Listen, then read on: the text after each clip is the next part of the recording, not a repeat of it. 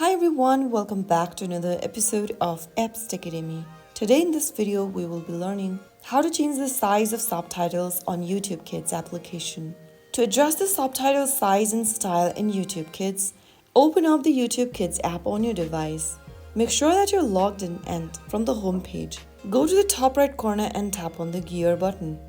Enter your passcode or solve a simple math problem when prompted to get to the settings.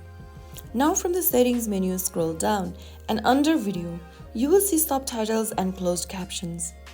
Inside it, you will see the text size option. Simply tap on it and then choose your text size from the list.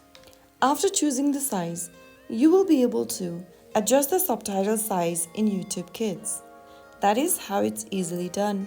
If you found the video helpful, don't forget to like, share and subscribe the channel for more YouTube Kids tutorial.